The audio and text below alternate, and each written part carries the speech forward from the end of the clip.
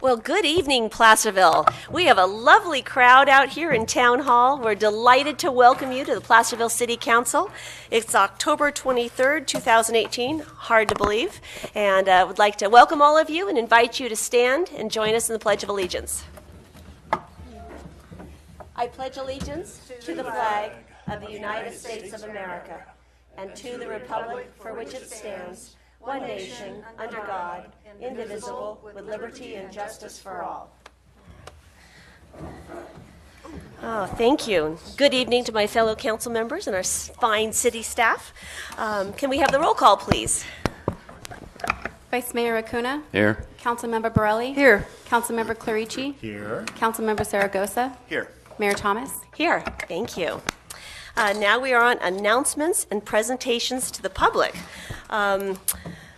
Let's see. First of all, I don't know how many of you have walked, driven down Cedar Ravine, but Pacific Street is being repaved. So we are just delighted that the work will be done through Friday, Monday through Friday, and you'll have a beautifully repaved Pacific Street with built-in connectivity to the other part of town that I know we're all missing right now, but the pain is going to be worth it because that desperately needed to be done. So thanks to Measures H&L, your tax dollars are hard at work in our community, and best, local people have been put to work to repave our roads. So really happy to see that happening right now. Also would like to let everyone know that we have some exciting things happening in the Confidence Lab this October 25th, 26th, 27th, and 28th. So that's this weekend. Hangtown, a ghost play, will be at in Confidence Old City Hall.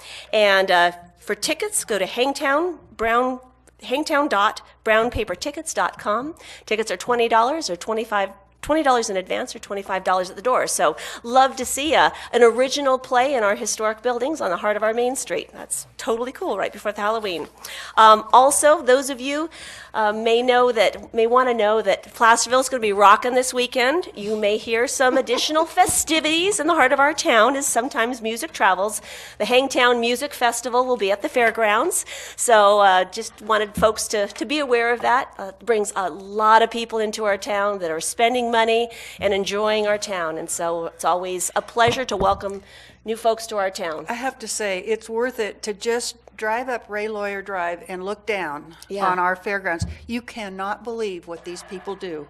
There is not an inch of space between tents and all these booths that sell things. It's just unbelievable. It's a renowned music festival. I couldn't believe it when I went one year, and it was fun.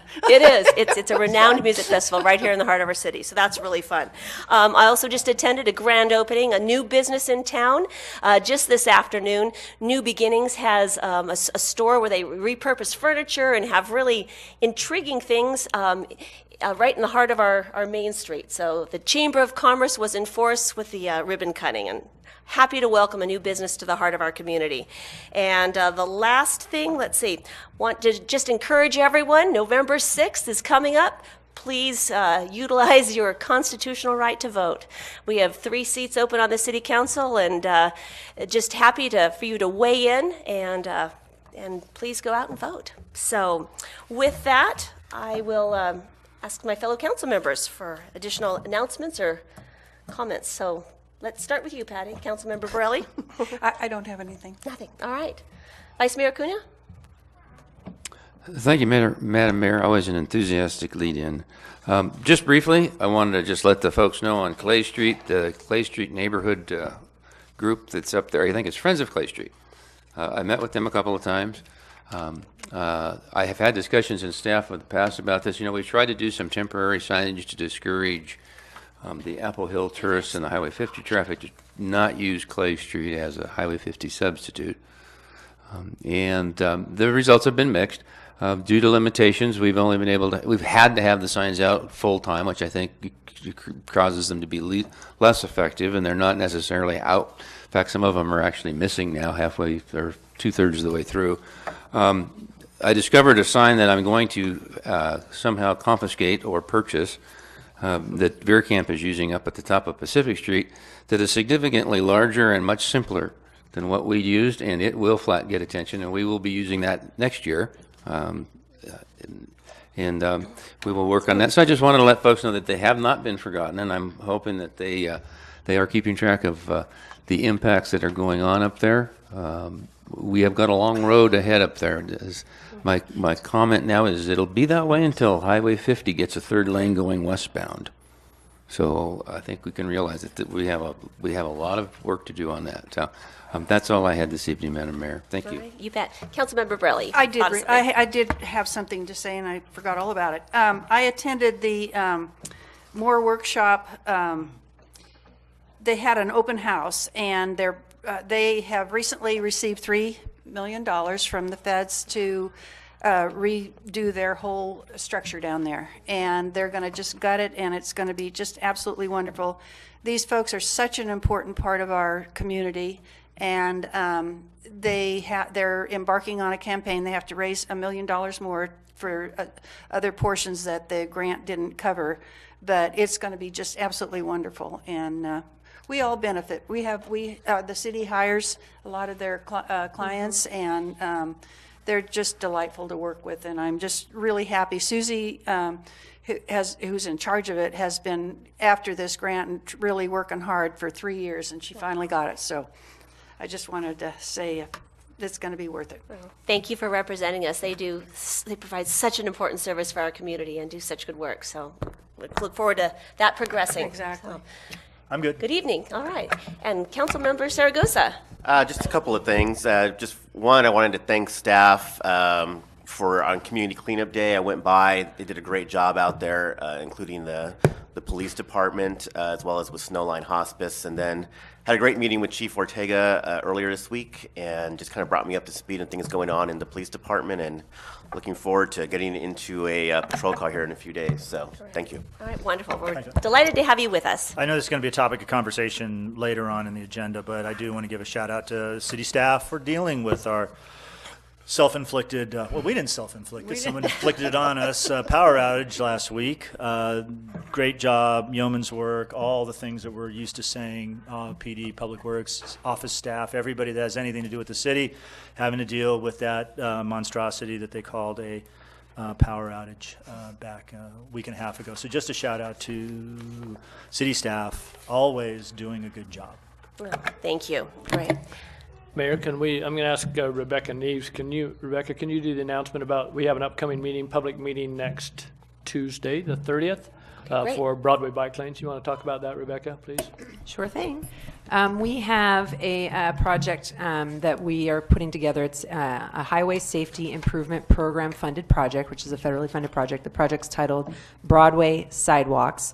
It's essentially a sidewalk and pedestrian gap closure project from Mosquito Road intersection at Main down Broadway towards Schnell School Road. The public meeting will be next Tuesday, a week from today, from 5 to 7 in Town Hall right here. And city staff as well as the design consultant will be available on hand to discuss the project with the public.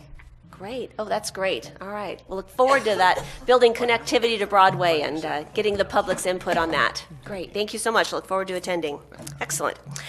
Closed session report.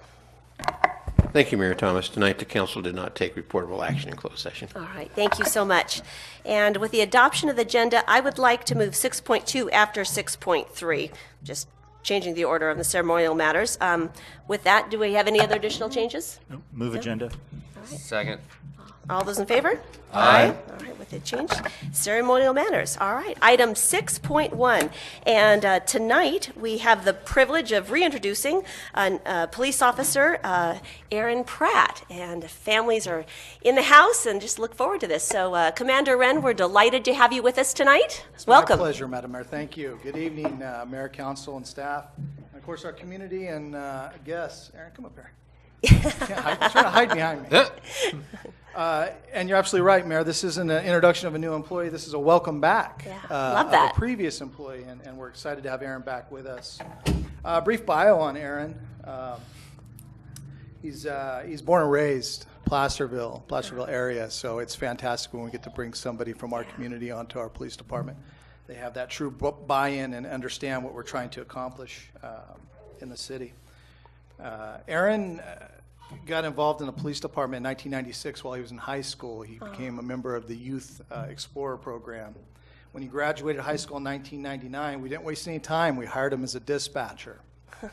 From 99 until 2006, Aaron went to the police academy in 2006 and became a reserve officer while still working as a dispatcher. In 2008, Aaron was elevated to the position of support services supervisor, which is the predecessor to Commander Nida's position, so it was a formal leadership position within the organization. In 2013, Aaron left our fabulous city for the city of Sutter Creek to work as a full-time police officer there. Okay. While there, he earned his basic certificate and intermediate certificate. Last year, we prodded and convinced him that he needed to come home. Nice. It was a nice little break for him. He agreed with some stipulations, but we won't talk about those.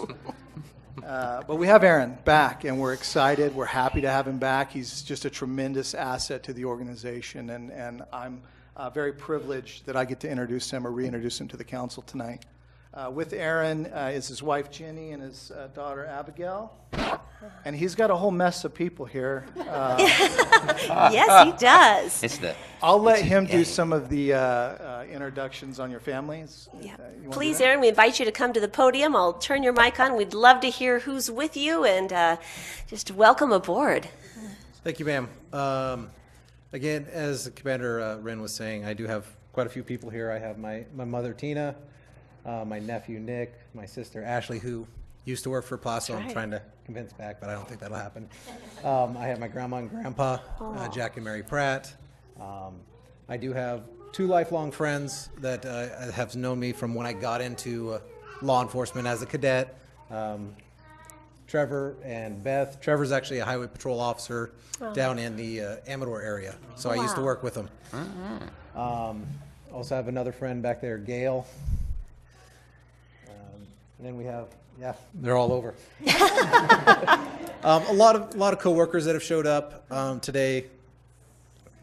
A couple officers, my former sergeant, one of my training officers, Wes Glaster. One of my trainees, my first trainee I had, Trevor Morris from Sutter Creek Police Department. Here from Jackson Police Department, I worked at them for several years. He was also one of my training officers. T. Del Rio. We have Mark Harmon. He is retired, but he's still a reserve down there. And then Cody Spinelli, he's here as well. Wow. Well, this is going to go on and on, Aaron. Three more. I got three more, and I'm done. 3 more. And then the last 3, I'm sorry. No. I have Kelly Peters, Amy Peters, and Cal Morgan. They're 3 volunteers from the Sutter Creek Police Department, where it's a program that I helped start and form down there. Wow. Yeah, I have to say, there's no more gratifying thing to see your coworkers and folks that are traveling from other cities to come here to support you in your new position. I mean, that speaks volumes as to who you are and the blessings that you bring to your work and to the people around you. Just want to thank all of you for coming here to support him. Sorry we stole him away from you, but we're delighted to welcome him back home. And boy, law enforcement personnel, you just provide a critical service to our community, and it's really tough work. I mean, I can't imagine, all that you do. And so that requires a tremendous support from family and friends. And so we want to acknowledge and, recognize all of you. You allow officers, like yourselves to be in service to our community. And so we are very grateful to all of you as well. So just love to welcome you back and welcome home. So any other fellow council members? Say anything? No, I think you said it all. And we have a pinning Welcome tonight? home. So, yeah. Welcome back. Thank you, ma'am. Yeah. So I hear we have a special pinning and a special pinner. So, Yes, Miss I'd Regina? You want to go ahead and come on up, and Jenny and Abby? And this is your daughter, Officer Pratt. Oh, what's her name? Abigail. Come on up, Abigail. We're delighted you're here.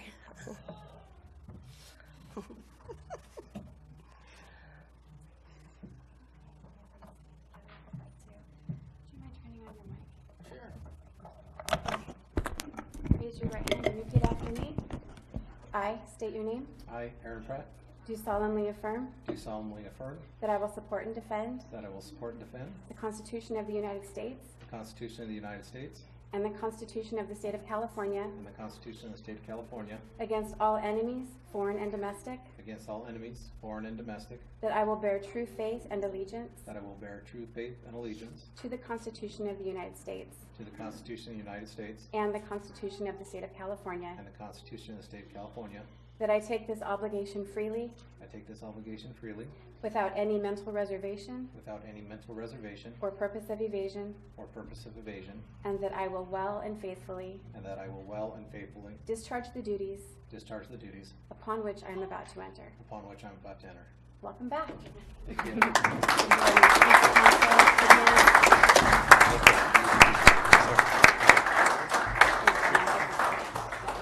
Thank you. You'll need this. I'm gonna make this official, okay? Here, why don't you just show? Turn it, yeah, turn around just like that. Put it right into there. You can do it really hard and fast if you want.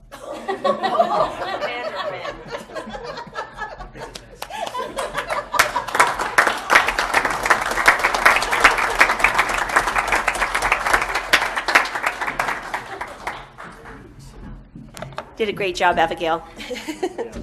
Wow. Well, just what a happy occasion, and thank you all for being here tonight in celebration of Officer Pratt. Love that. And I understand we are not welcoming anyone else this evening. Okay, great. Well, we'll give you a few minutes if you'd like to you don't need to stay for the whole meeting. Yeah, we don't expect that. You can go celebrate. Thank you all again for being here. Gosh, I thought we had so many people at our meeting and they're all leaving. They weren't here for us, Patty, No, I guess. apparently I know, not. Nuts. Sue's here. Yeah, Sue's back, so they can leave.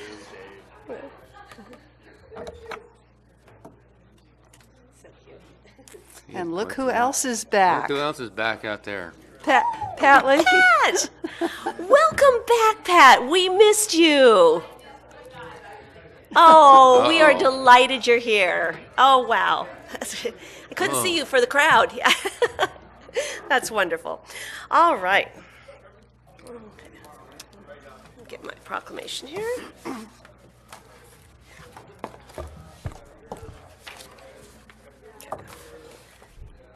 Regina, there's no one here for Extra Mile Proclamation, right?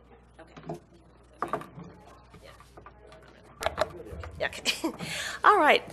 We're going to start with item 6.3 in the Extra Mile Proclamation. And this is really a fine movement that was started to recognize the gifts of service that folks bring to communities like ours. And our community is so blessed by the dedicated men, women, children that give of their time and their talents to benefit our city. And so we have a proclamation.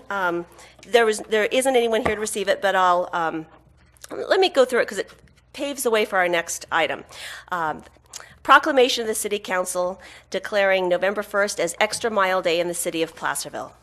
Whereas the city of Placerville is a community which acknowledges that a special vibrancy exists within the entire community when its individual citizens collectively go the extra mile in personal effort, volunteerism, and service.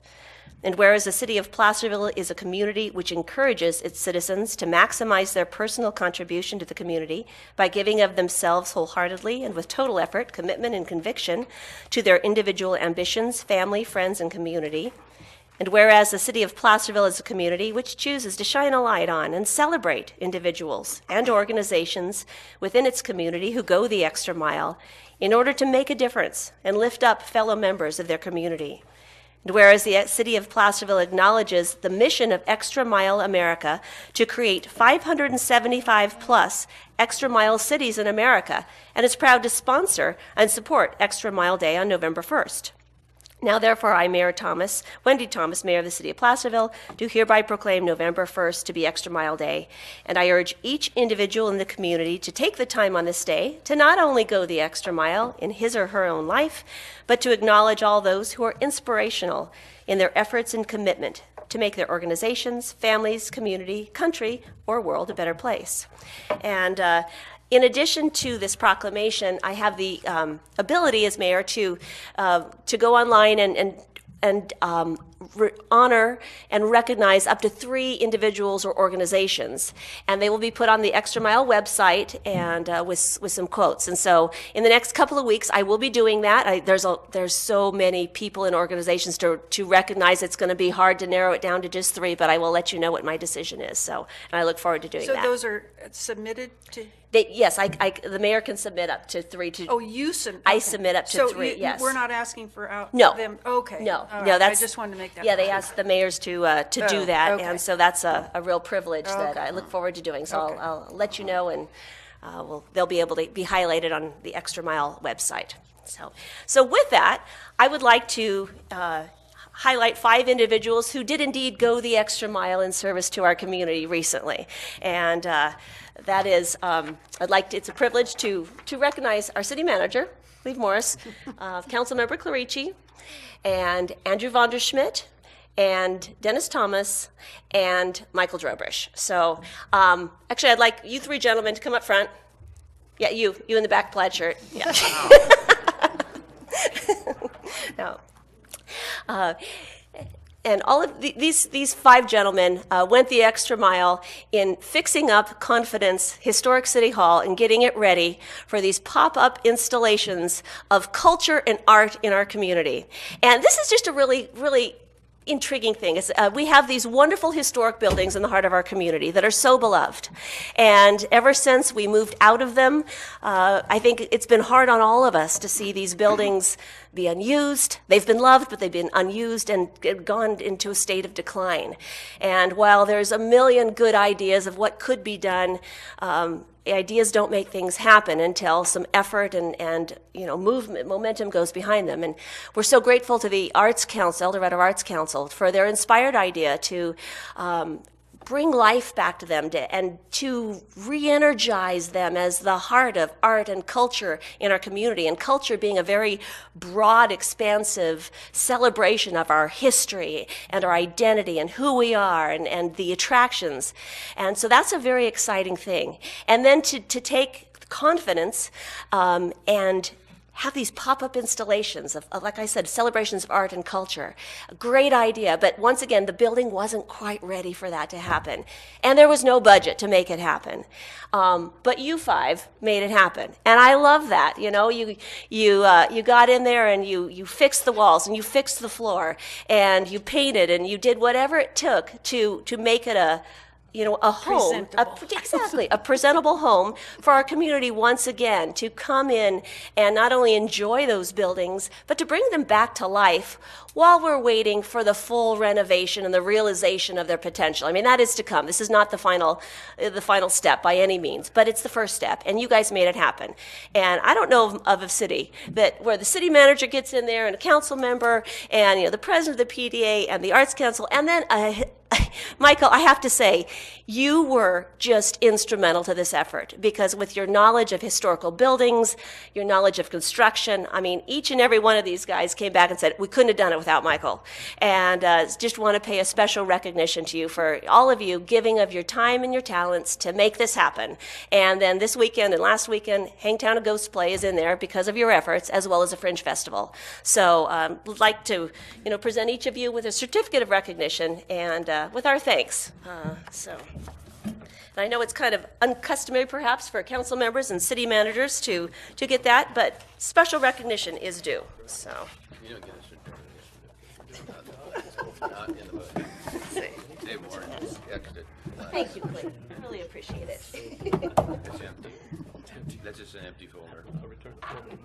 Yeah, give us a folder back, would you, Clay? Oh, thank you. That's what we need. That Those just don't do anything. It was fun. They can't monitor them during weekends, so they have to stay out of the way. We get some saws on it. You gotta go big. Demo, it's fun. Wait a minute. I don't think that's allowed.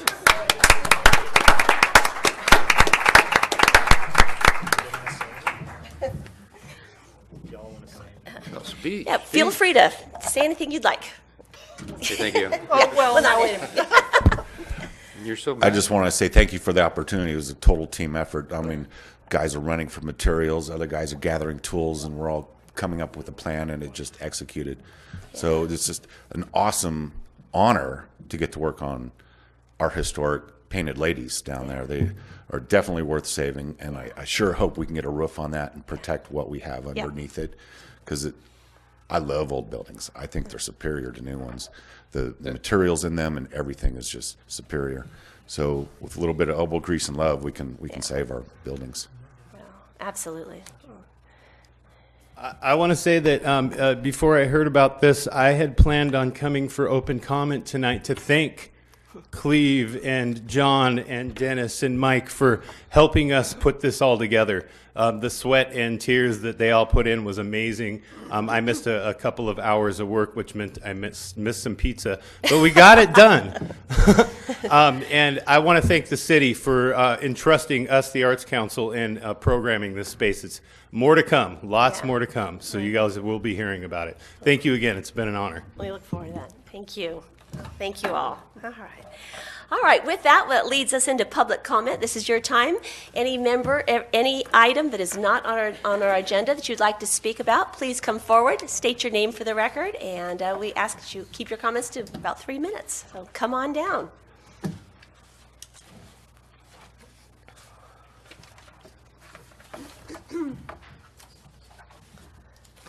Good evening, Sue.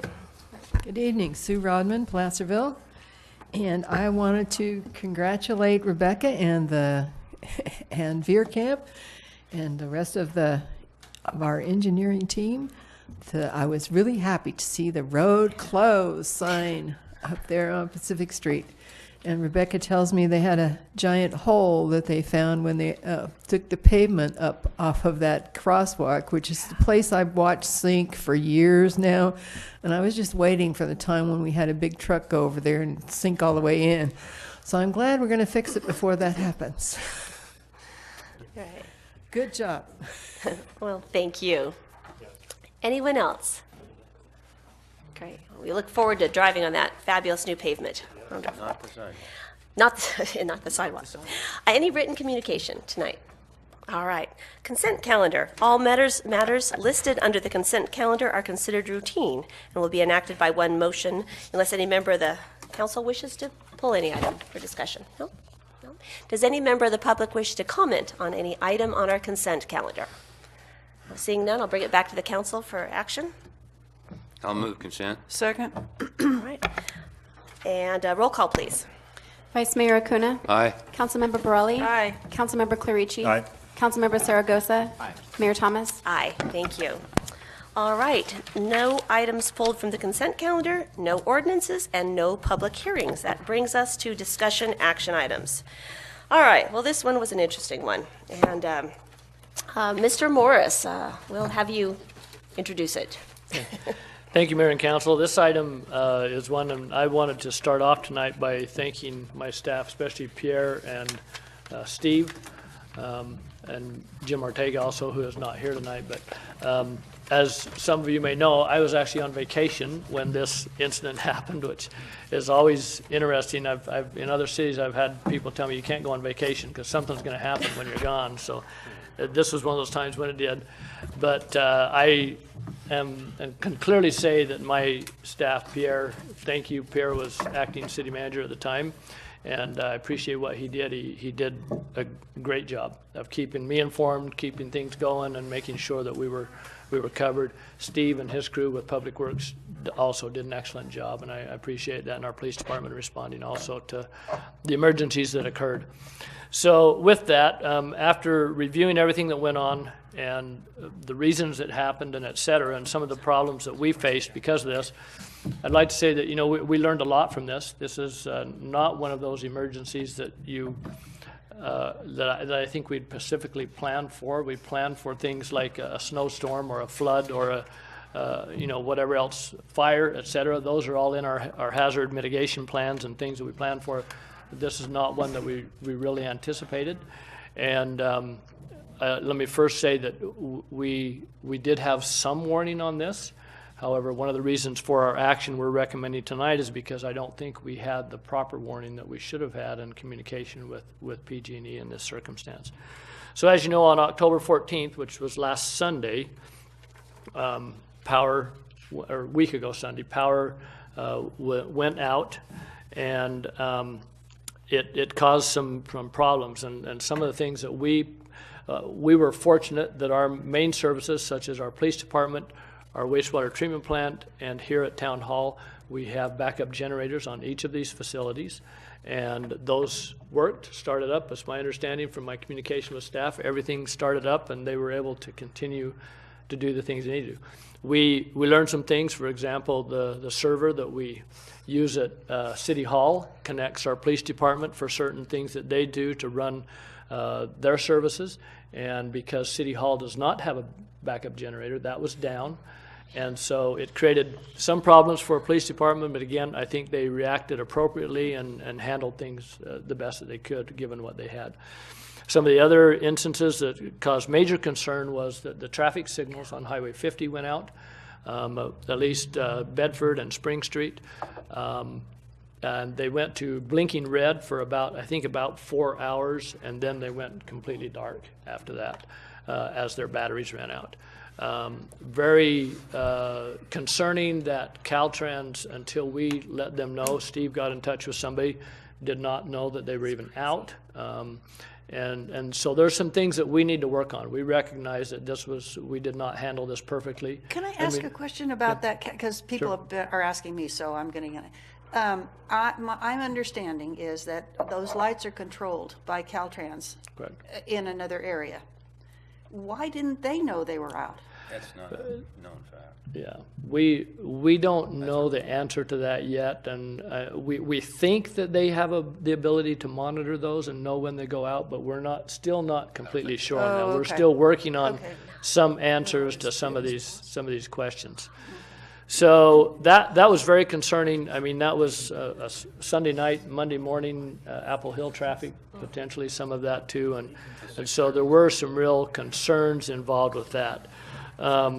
So I think that what we did is, and the other part of this was, as again, I was not here, but with my communications and looking at weather and et cetera, the concerning part was that weather here, wind here in Placerville was not that serious. So monitoring what I saw about 15 miles an hour. Non-existent. I The think weather is was probably or less. The weather was lovely. I saw a The couple weather of was lovely leaves here in town. shake. Yeah, the weather was lovely here. I mean, there were certain areas where it was worse, but it was outside the area where we are.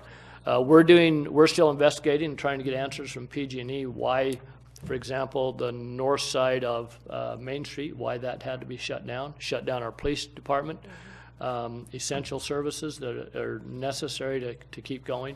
Our city hall or town hall, which this is designated as an evacuation center in emergencies. So there were those type of concerns, and we believe that there are ways that they could have shut off those more high danger areas that were high wind areas without shutting off the Placerville area. And those are some more investigation discussion we need to have with PG&E.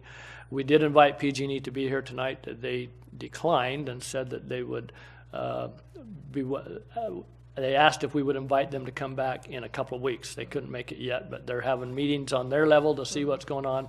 And they said if we scheduled something in November that they would come at that time. So we will look at doing that still in the future. So we have this resolution which basically says we're condemning the actions of PG&E as inappropriate and caused public safety issues within the city. And I think, to kind of summarize, I'll read the 4 points that I've made in my staff report. First is that wind speeds in the area where these important facilities are located never reached the 40 mile per hour threshold established by PG&E. What we were told is sustained wind speeds of 40 mile per hour was the trigger that when they would shut that off. To my knowledge, in city proper, we never got anywhere near sustained 40 mile per hour. In fact, we may not have even got gusts up that high. So Main Street, where our police station, fire station 26, and town hall are located, are not actually in that extreme fire danger area. They were just brought in because they chose a broad area to shut down. The water reclamation facility is also in an area away from the extreme fire danger zone and did not experience sustained winds above the 40-mile-per-hour threshold also. And then finally, lack of proper notification to public officials increased the risk to the public. To my understanding, we primarily learned of this through individuals who, on their personal PG&E account, found out about it. We did not get contacted directly. There's been some discussion that perhaps they notified state OES, and OES was supposed to notify us, but we're still investigating that to see whether or not that was true. So what we are recommending at this time is that we asking the council to adopt this resolution that goes into this same detail about why we felt it was inappropriate for them to do. It would condemn PG&E for their actions and ask that they not consider doing anything like this in the future until they have reviewed their procedures and seen how they can avoid the problems that were caused here in Placerville. It's our recommendation this would be sent to PG&E, to the Public Utilities Commission, and to our state representatives for their information. So with that, I'll give it back to you, Mayor, and any questions, comments. I know that our council member Acuna was very involved with this at this time, as our mayor and I were both out of town for this event. And I also want to thank Mark for his work. He did a great job in helping keep us informed, and he was kind of a liaison with PG&E for us because he had a contact there. And well, his background is PG&E, thank goodness. Yeah. So with that, I really, thank you so much, Cleve. And I'd like to echo your thanks to our staff. You know, Pierre, you were, as acting city manager, you were thrust into this situation that was an unknown territory for us. And Steve, with your crews and the wastewater treatment plant and the critical services, making sure those stayed operational. I mean, all of you, with our services down and our connectivity down, that had to be a tremendously challenging time. And so really want to thank you for being creative and diligent about doing what you can to keep our city safe and functioning. So really appreciate your efforts. And Vice Mayor Acuna, we couldn't have done this without you. On Sunday, I was on a plane flying out of the country, and I was gone all week. And you were just instrumental in taking, an active role as the head of the council, and then interfacing with PG&E, with our sister agencies, and with our staff, and being a tremendous support for them.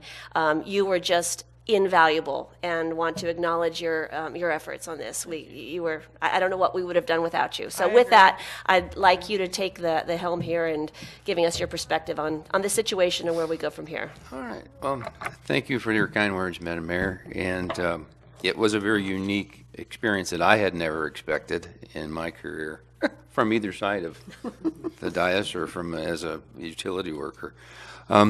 Let me just do this again, but as I referred to him during this event, the acting city manager, Pierre Rivas, did an exceptional job. He came to City Hall that was locked. We literally could not get in because the electronic lock system wasn't functioning. We then found out that the nearest keys were in Texas. I believe there was one in the Siskiyou Mountains. There was also, fortunately, a City Hall key on an injured employee who's home taking care of a knee surgery, Mr. Bob Pine, who came to work with the only key to get City Hall open. So Pierre had to deal with that at the beginning of his day. All the employees wanted to know, should they stay, should they go home, when the service was going to be restored. The power at that point had been out for over 9 hours, and we hadn't had any other word from PG&E other than at approximately 9 p.m.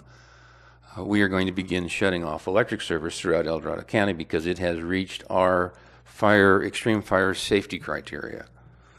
And I can assure you that by the end of this, they very much created an additional emergency throughout the community as the hours piled on.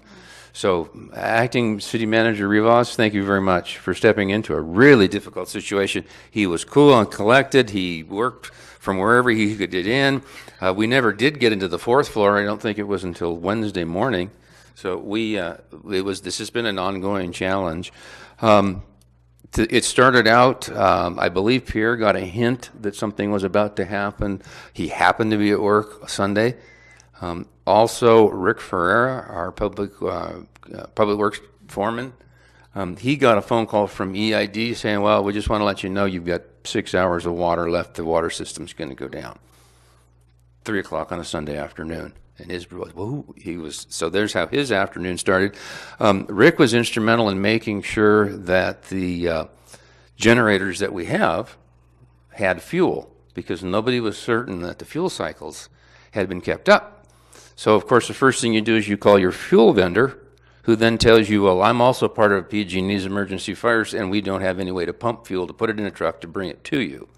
So Rick's ingenuity got a hold of Veerkamp. They had electricity.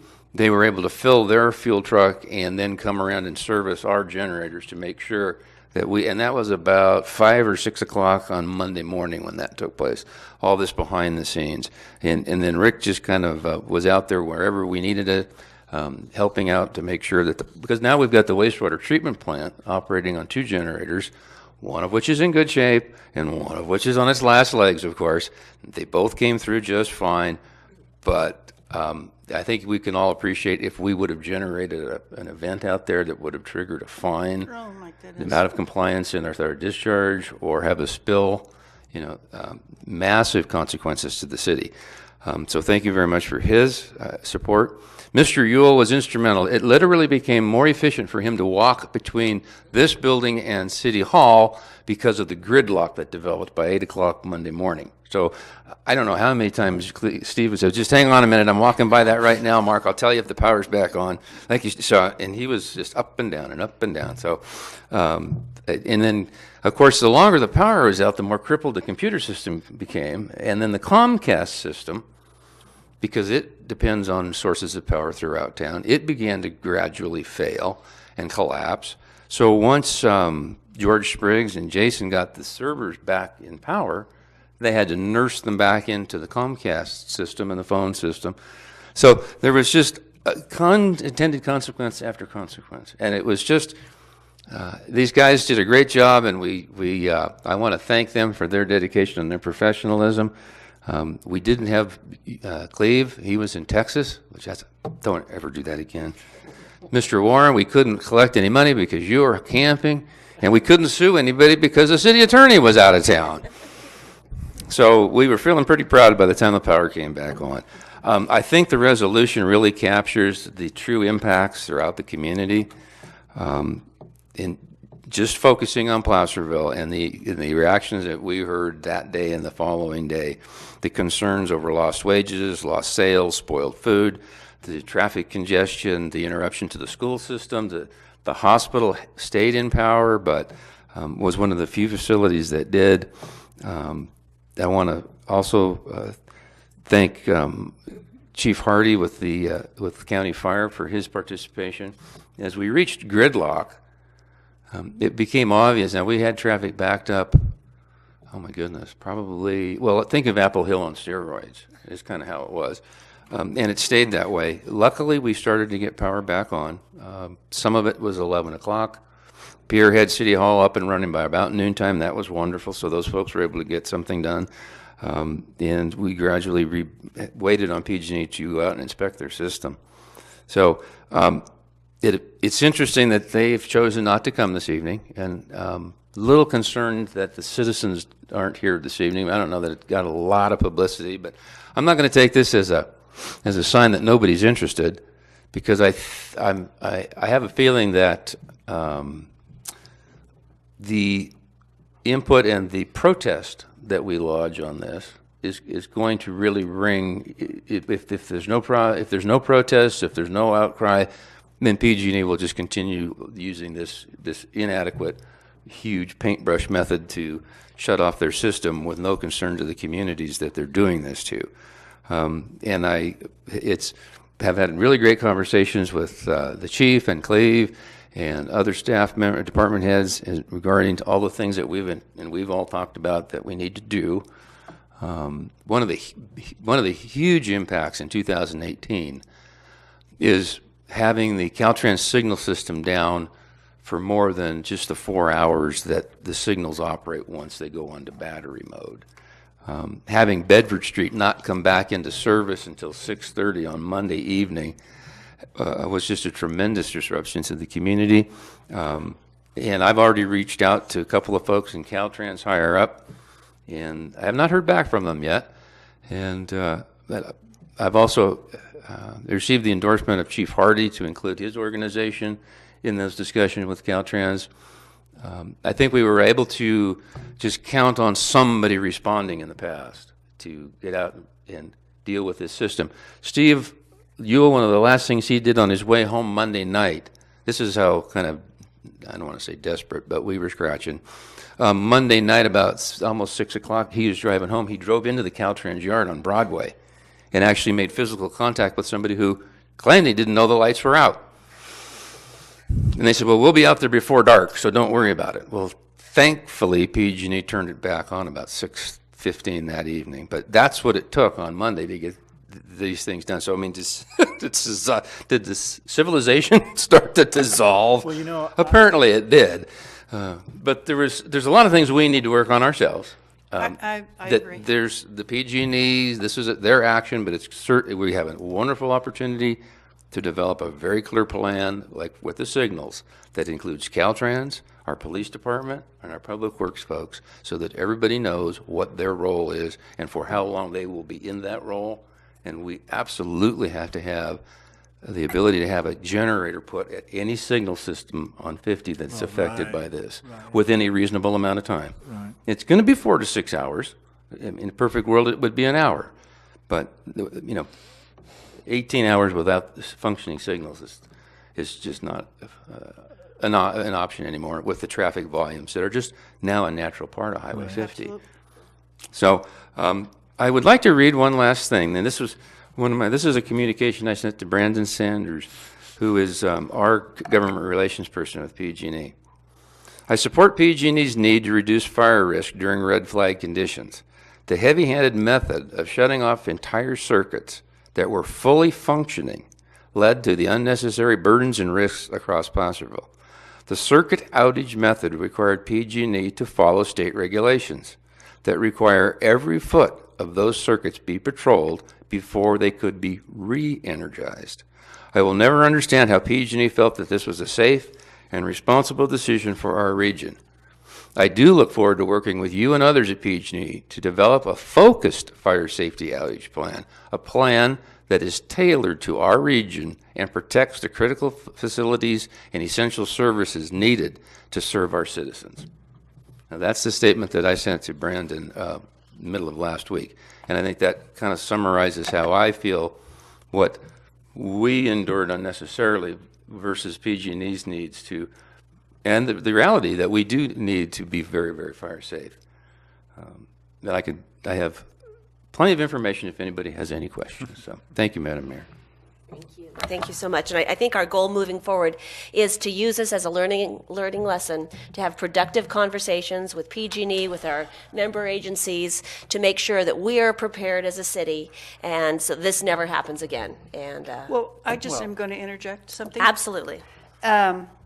As you all know, for 2 years, I have been harping about this very thing. And I think that this, and I agree with Wendy, and I said it when I finally got my power back on and could use my computer, I think this is a huge learning lesson for us, but I still go back to the folks in Orville telling us about, what happened there. Tonight I saw, and I talk about the lady from Monticello and who handled that evacuation. I saw tonight on the news that Monticello people are still looking for 2 little children that have never been found since that flood, and they're in the middle of cleaning up their neighborhood. And that's what they both stressed. We didn't plan for those things. We never dreamed in a minute that this could happen. But they said, believe us, it does happen. Mm-hmm. So you have to be prepared from always. And I think that this was a terrific learning lesson. And I thank God that there was not a horror like a fire or anything that, anyone lost their lives or anything like that. So I just think that, everything happens for a reason, and hopefully we'll learn from this. Make the most of it, yeah. Councilmember Clarici, did you have something to add? Yeah. This is horrible, and PG&E. I mean, I think we're being. This is fine, and all of this stuff is fine, and you're absolutely right about emergency preparedness. But this was not an emergency. You know, an emergency around here is you see a storm coming in off the Pacific Ocean, and it looks like it's going to dump 100 inches of rain on you, and it might put that much snow on you, and people are like thinking, oh, okay, tonight I might lose my power. I'm going to get prepared. This, you walk outside, the wind's not blowing, and all of a sudden the electricity goes off. This was done for a reason. It wasn't about fires. It was about the fact that PG&E blew up San Mateo, and then they started some fires over in Santa Rosa, and they're getting sued for it, and they don't want to be sued for it. So now they're starting to cut off everybody's power. You notice where they picked? They picked here. They didn't go to the Bay Area and cut off anybody's power when the wind was blowing. They don't do that.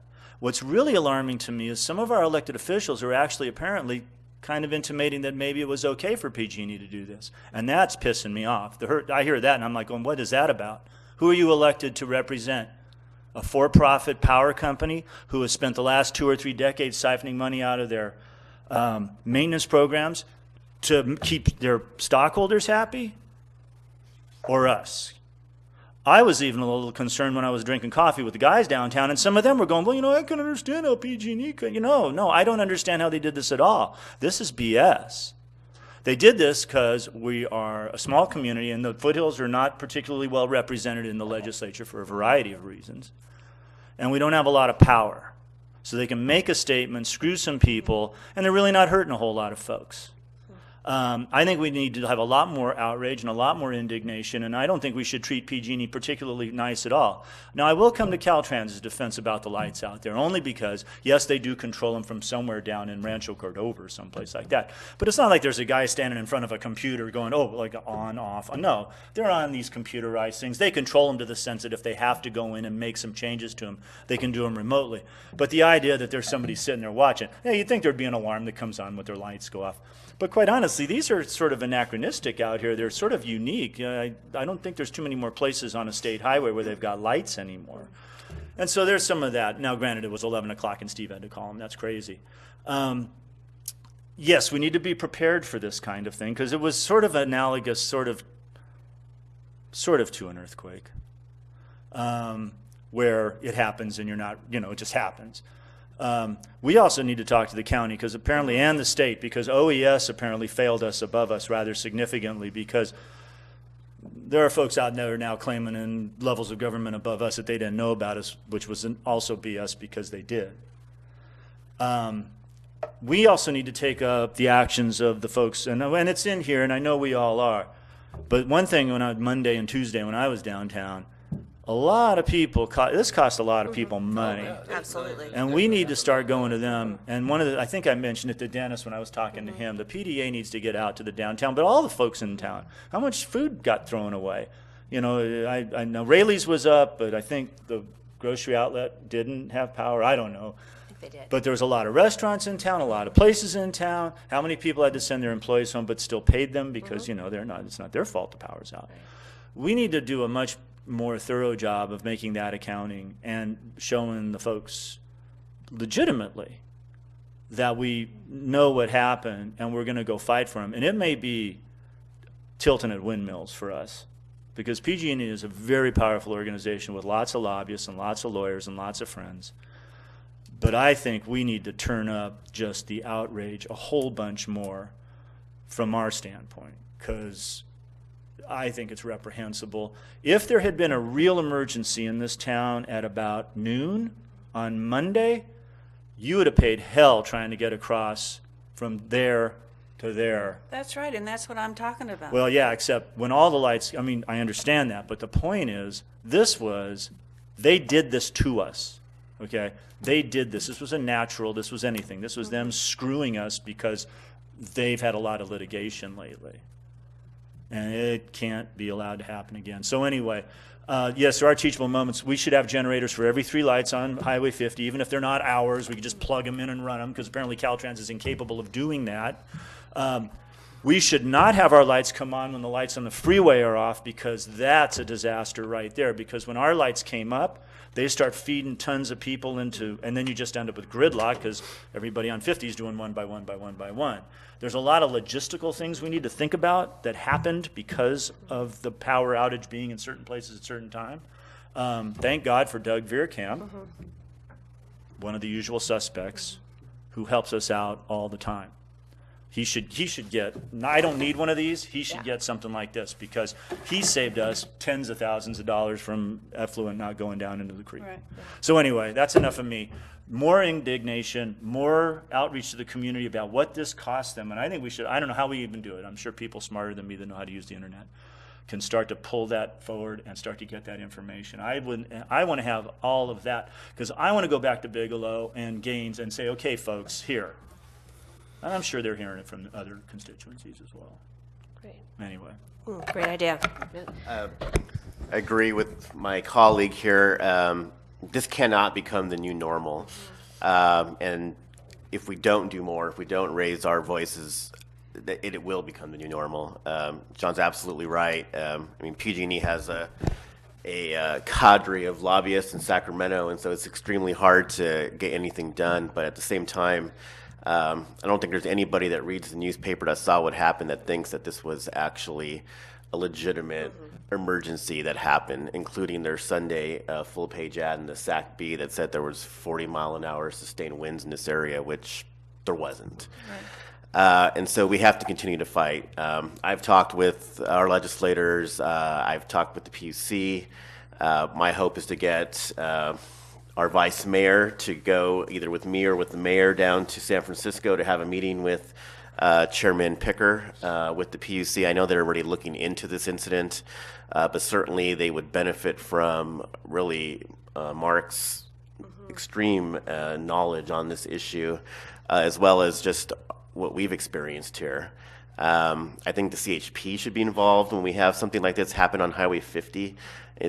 I just can't imagine why we have a CHP facility down the block and we don't have maybe a controlled way of moving traffic a little bit better through if there's no lights working, as opposed to one by one. Then let's move this traffic through a little bit better. So I think that discussion also has to happen. I think this is the first step. I certainly think we want to have a PG&E rep here in an upcoming meeting. I think there's plenty of questions we will have for them. And I also would, and I will do this, I will also invite Senator Gaines and Assemblyman Bigelow to come speak with us as well to talk about what they're doing at the state level too. Great. Your contacts in Sacramento are very helpful to us, and we're grateful for that ongoing collaboration and communication. Madam Mayor, can I comment? Absolutely. I want to thank my fellow council members for their realizations, their infuriation with what was done to us. I think you're exactly correct. I have indications that this was the worst hit region in the PG&E system. Napa had some outages, and most of the rest of the foothills had very few, very pinpoint outages. This was ground zero, so it's almost as if they tried a variety of methods or scenarios to see, well, how does it work? How does it work for them? What kind of public outcry did they get? And I think you're absolutely right. If this falls to the wayside, this has a very real risk of becoming the new norm. I captured, just before it self-reloaded, the information from the Placerville weather station, which lost power when PG&E shut it off about 9:15 on Sunday night. So if we'd have been fighting a fire early Monday morning, we would have had no power at the airport and there is a CAL FIRE contract helicopter. They're a very large one. It's been stationed there for the last 2 months. They have a base camp set up that was without power until late Monday afternoon. So anyway, the NOAA data shows that the peak wind gust was 28 with the highest sustained wind of 16 miles an hour. Oh my goodness. Yeah, give me a break. 16 miles an hour sustained wind. And the fact that they had a full-page ad. Yes, I saw that. I on meant to bring. Sunday means they were ready for this. I mean, now granted, putting an ad in the paper doesn't take that long, but they were ready for this. They had on their website the next day that they were not going to entertain any claims against them made to this. They knew what was going to happen. Before they did it, they knew what was going to happen, and they didn't care. That's what's really sucky about this, is there was malice involved with this. They looked down here and said, we're going to screw these people, and we don't care because we're trying to make a point. This had nothing to do with fire danger. The other thing, too, is there's no correlation. You know, they talk about, oh, well, the sustained winds. When they lit up Santa Rosa, there weren't sustained winds. That came after the fire started. When the fire started, they did not have a particularly windy day that day.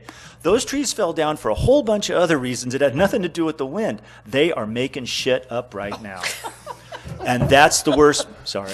They Don't are quote making that, Pat. stuff. Where's Pat at? No, you don't have the ability to believe. Pat, you quote me on that one. They are making stuff up right now. And that's what's infuriating about And this. so just to defend your point, when you take an electrical circuit down at the substation, which is what they did, you then lose all control over that circuit. You no longer have any way to know the status of that particular circuit, because there are already all kinds of automatic and semi-automatic safety devices on all of these lines in this entire system in this county.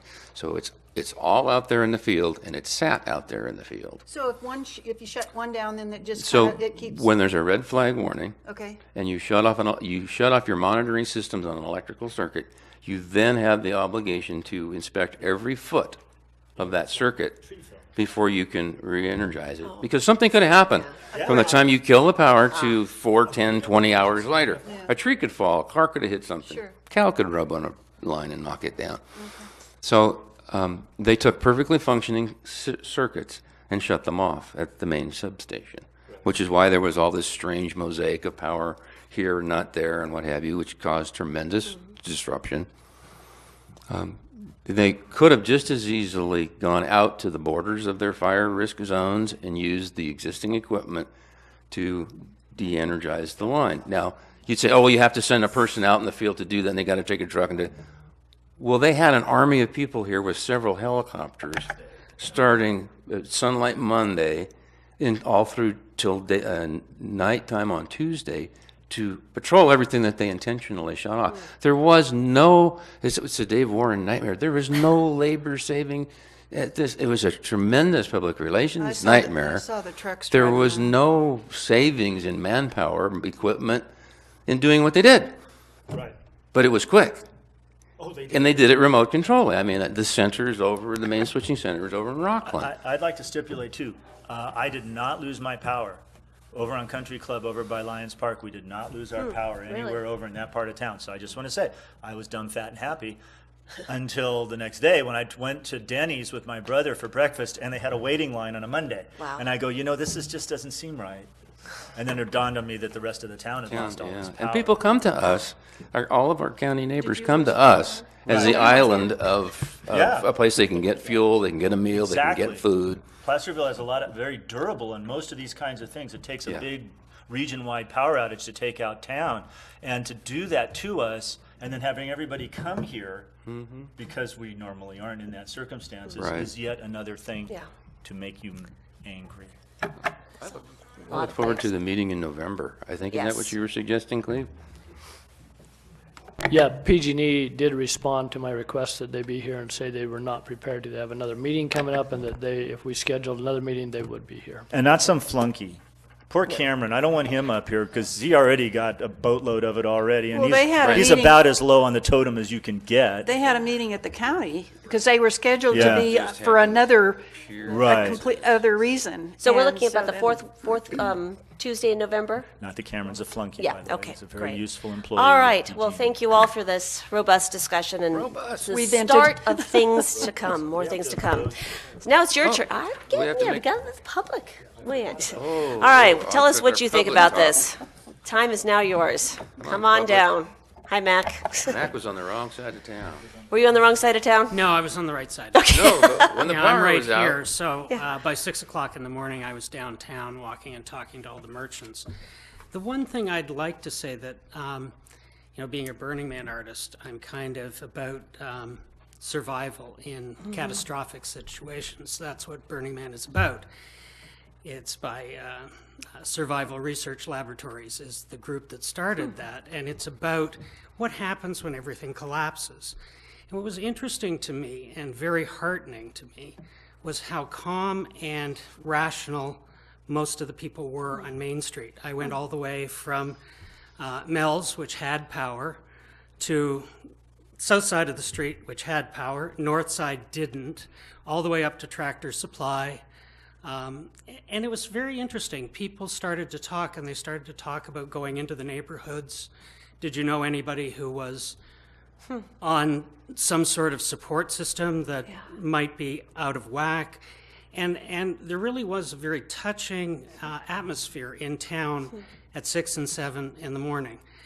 It was interesting as time went on, because then gridlock started to happen. And, you know, when I walked across the bridge, the walking bridge at Bedford, there was nothing at 6 o'clock in the morning. It was fine, because the lights were flashing and it seemed to be working. And I'm like, well, this might be okay. But I've been predicting this for at least 2 weeks beforehand, in case anyone had been watching the advertising. It was all centered out of Auburn. Oh, we're the PG&E people that tend the trees. We're here to protect you. We love the town of Auburn. Go look at their publicity. They planned this. This was very, very, I'm not going to use evil, but it was very planned. It was a reaction to the decisions in court that put the onus on them. From San Bruno to Santa Rosa, PG&E is out of control, and I applaud anything that we can do to get some sort of response. I think you may remember that a year ago when I first came here, I had a tree that was going to come down and take wires down. I told PG&E that I couldn't get it taken care of. No, that isn't happening. It happened. It took the wires down. I'm really aware of how they're operating, and I don't know how we change that, but as a community, we need to change it. And yes, we were the guinea pigs. We were the target. But that doesn't mean somebody else is going to be the target next time. I mean, this is a big company, and it's way out of control. I was also surprised that they got Edison involved in Southern California, which surprised me, because there usually hasn't been that kind of coordination. But I don't know if you noticed, Edison killed the power in Southern California on the same day. That's very suspicious and makes no sense at all, because the Santa Anas are so common there, and they weren't out of control, and they'd never done it before.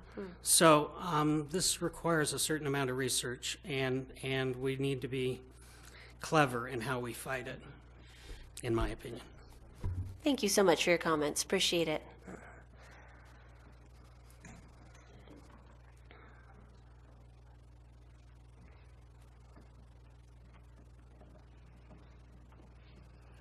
Sue Rodman, Placerville resident and PG&E customer, wouldn't you know?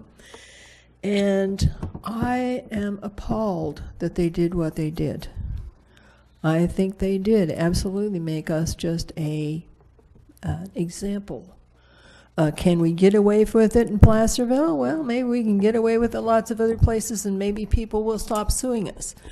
But I was appalled when it happened. I was appalled when they came on the news and said they were not reimbursing anybody for their losses because of it either. And I thought, that's, a little bit arrogant of them. It was arrogant to do it in the first place, and it's arrogant to not to be liable for what they caused. When I worked for the Forest Service, we had SMUD. We have SMUD running all through, lines running all through the El Dorado National Forest. SMUD does a really good job of clearing their lines. You don't see SMUD taking down the power when they have high winds. And heaven knows when you get into the high country, you do get winds 50 miles an hour, 60 miles an hour, and sometimes over the summit they get hurricane force winds, 95 miles an hour. But SMUD doesn't take down their lines. But PG&E for some unknown reason, without a good reason, proceeded to take down the power through El Dorado County. I think that, yeah, we need to stand up and say, hey guys, we're here too and we matter, and don't do this to us.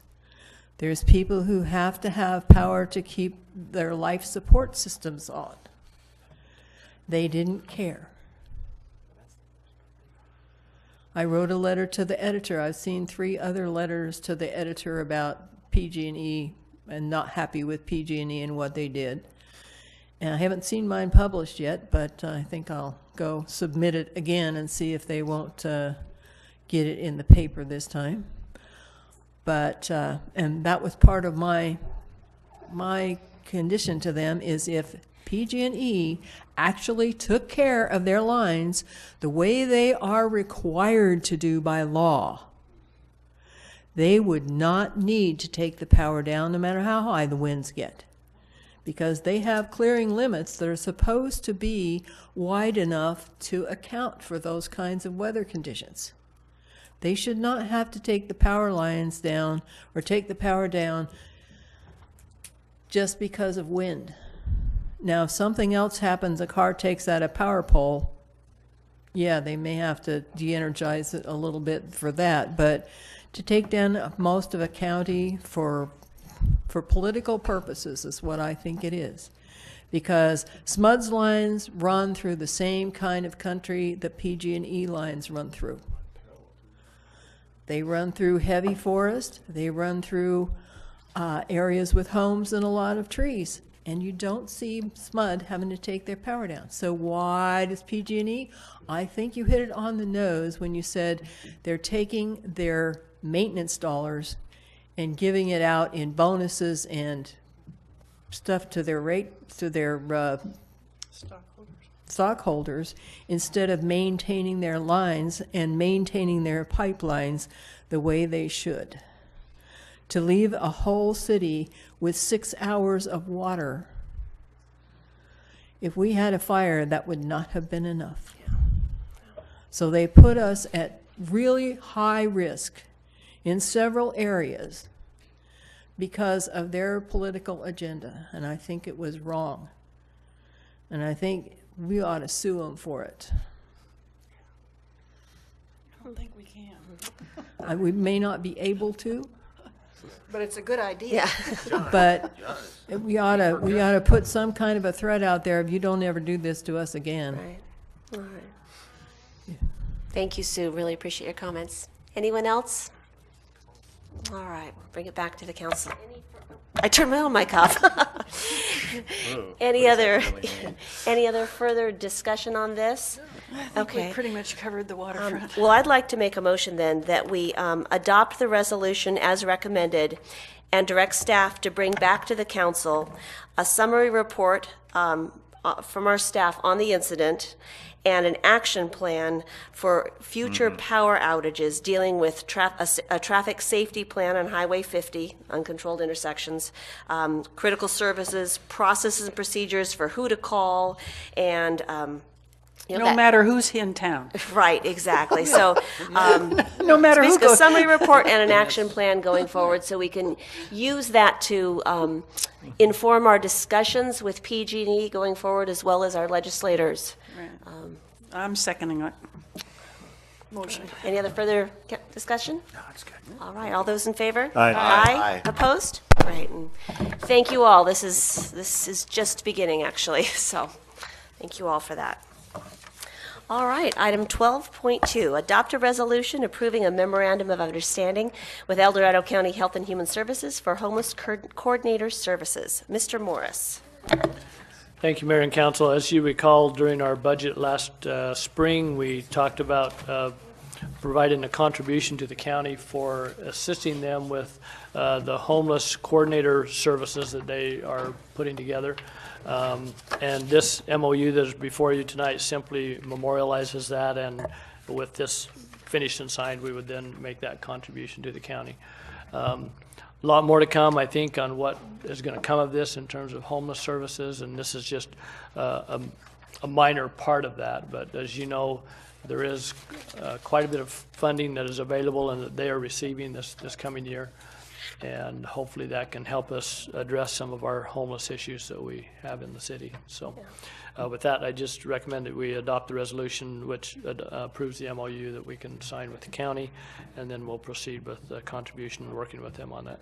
So. And if I may, I'd like to shed just a little additional insight on what this means, because I know there's been some confusion from the community, because it says that we're contributing to a homeless coordinator, and you initially think it's a person within the county, perhaps, that if we have homeless challenges, we call them and they come fix it.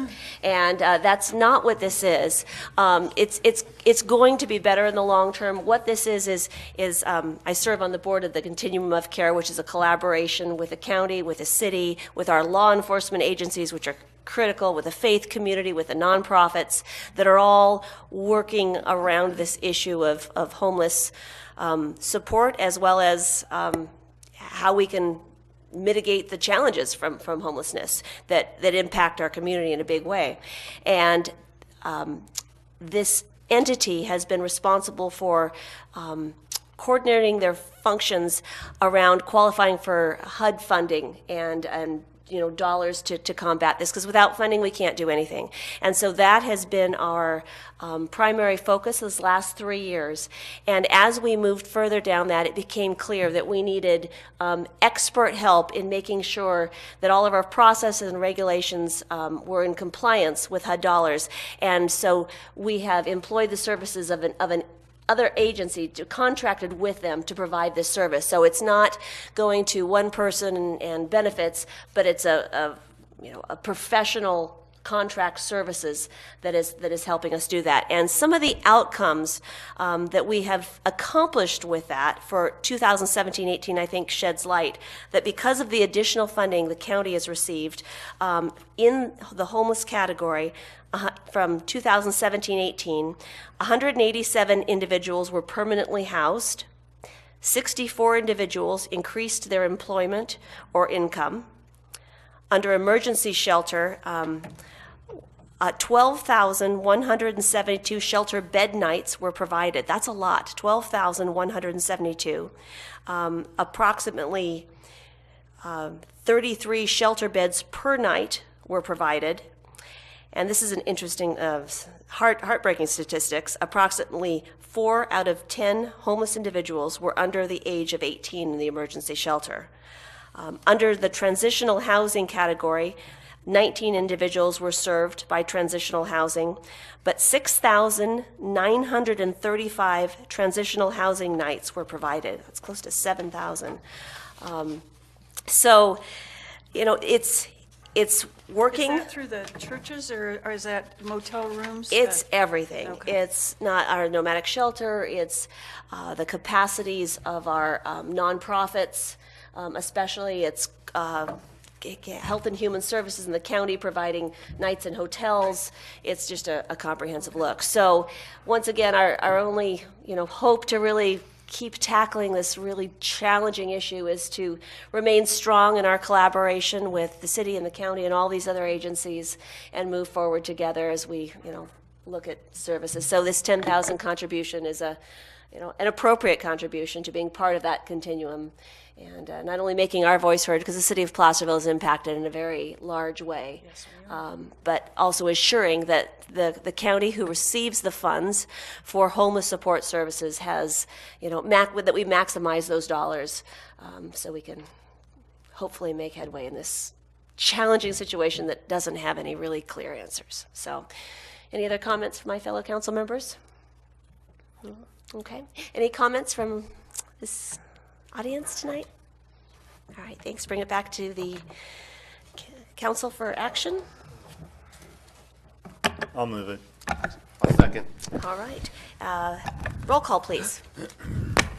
Vice Mayor Acuna? Aye. Councilmember Borelli? Aye. Councilmember Clarici? Aye. Councilmember Saragosa? Aye. Mayor Thomas? Aye, thank you. All right, council reports from other agencies. Transit Authority? We haven't had a meeting. No, and no Transportation Commission meeting. LAFCO? No meeting. No meeting. SACOG? We had a meeting, and it was interesting. It A couple of things. The youth scholarship program is still open, and I've been working with the high school. Apparently, there are several young folks who have applied to it from El Dorado County, and I believe one person from Placerville, so that's very exciting. Right. Basically, it's a program to bring them down and let them kind of hang out at the exciting world of SACOG and learn about government jobs and how government works and interactions between elected officials and and staff, kind of like what we have here. So it's a very interesting thing. There was a whole big long thing about transit, and it was all very interesting. Most of it was transit is changing.